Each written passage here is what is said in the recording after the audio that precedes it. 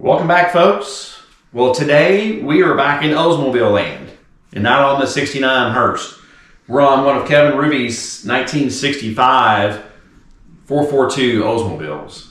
And as you know, the early 400 has the 45-degree cam in it. We just finally, I'm taking this off. I've timed it 3 times, probably 4 times per the cam card.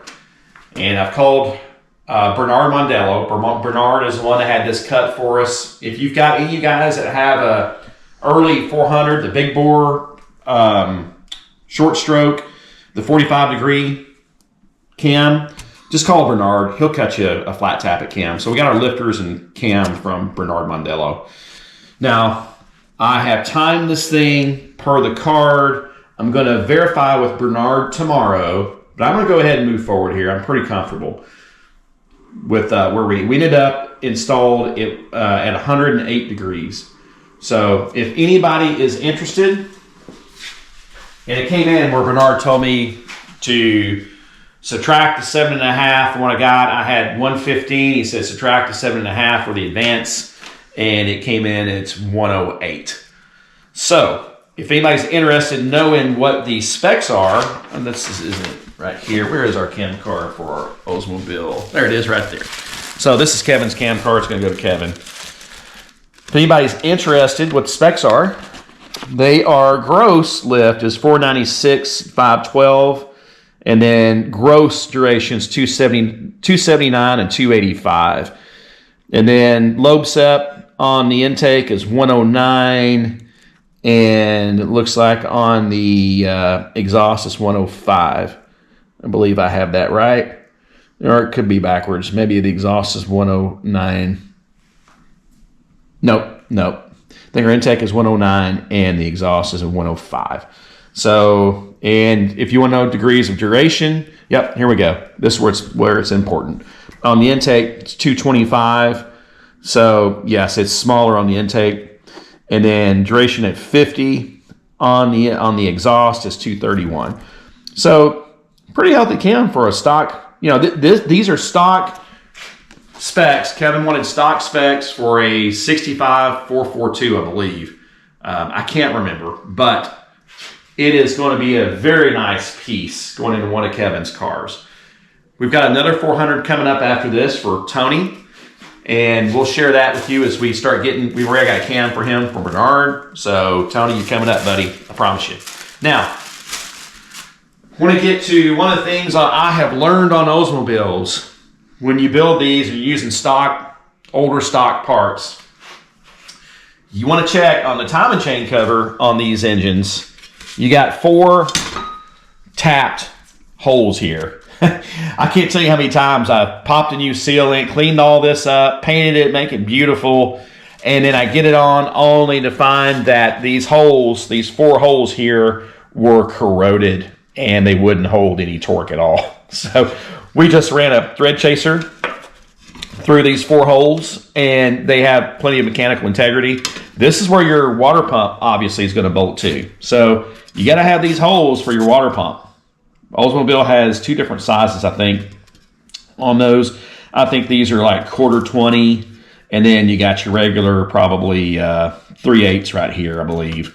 But yeah, something to remember on Oldsmobiles, make sure you check those threads before you go souping it all up, making it pretty, and put your new seal in. So we've got our fuel pump eccentric on now that I've timed the cam. I'm going to get my last tool off from my cam degree kit, and then we are going to move forward. I got my slinger ring here, and don't forget to put that in, by the way. So we're going to get the front end of this thing on, and then we can turn it over and start putting our pan on. Get your slinger ring.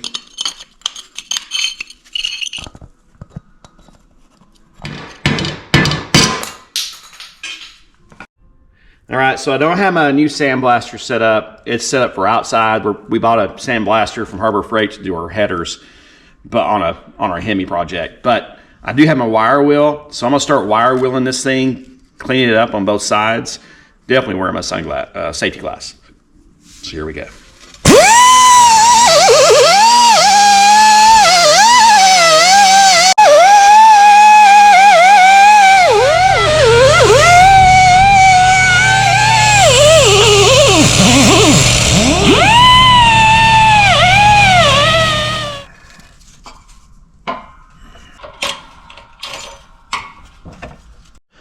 All right, another thing about these old Oldsmobile timing chain covers is you see all that pitting and corrosion from over the years.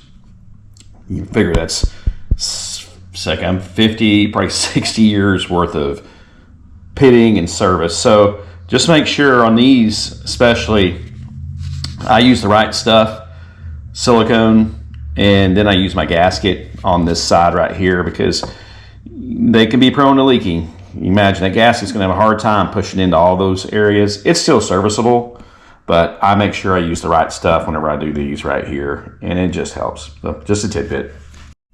Okay, two things. This side here on the engine block, see how it's nice and smooth? We don't have any porosity issues. I don't put any silicone in. The gasket's going to do just fine. If I put silicone on it, it's going to give it a chance to leak.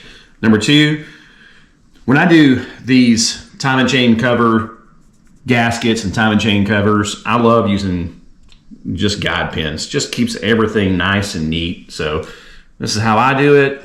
Everybody has their own way, but it just keeps the gasket in place.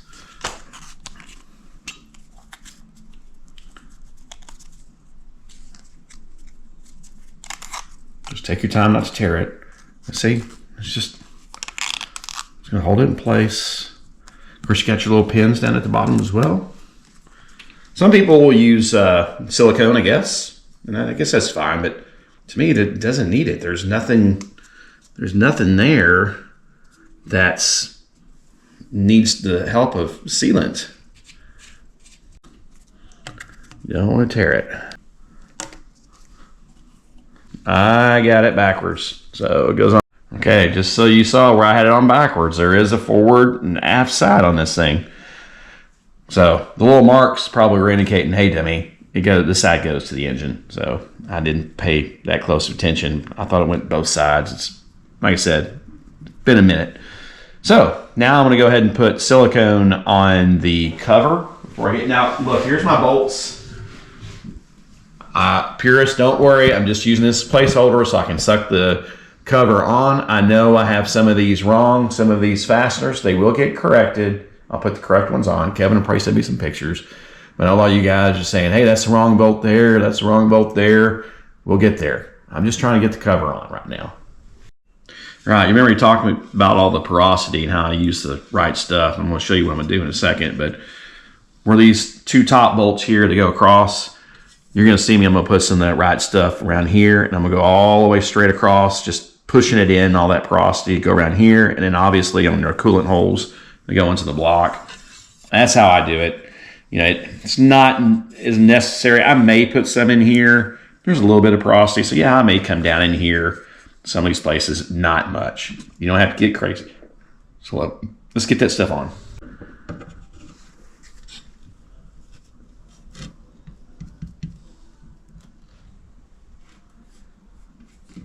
And it's just as simple as sliding it on. There it goes. See if I can look at my back here. Yep. Silicone's right where I want it to be, right there on the gasket. Excellent. And I'll wipe this excess off when I get it drawn in. So let's get these bolts on.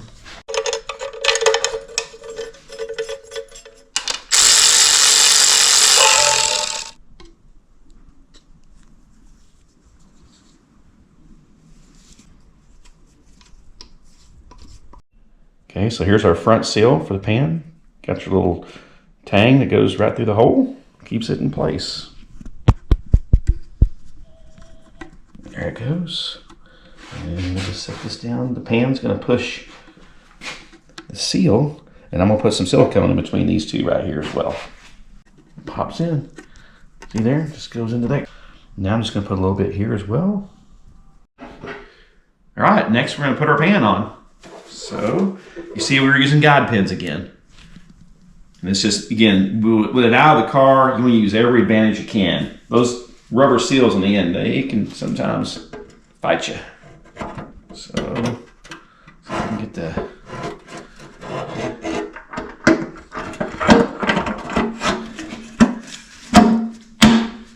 Alright, let's see if we're hanging up on anything.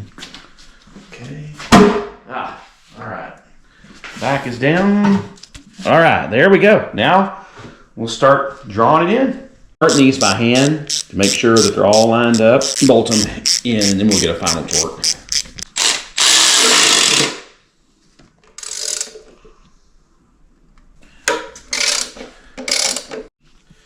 Okay, so I'm torquing these oil pan bolts, these little 5/16 to 15 foot-pounds. That's what the Oldsmobile manual that I read says anyway. And I think these may be 18. And just a little tidbit on these cork gaskets, doesn't matter, Chevrolet, GM, Mopar, Ford, every time we'll run this thing on the test stand. And what they do, they cycle. They're gonna get hot and contract after a couple times you run them. So that's a good thing about the engine stand. You know, we'll run it and we might see a little leak where you can feel where it's sucked up and they've cycled. So just remember that.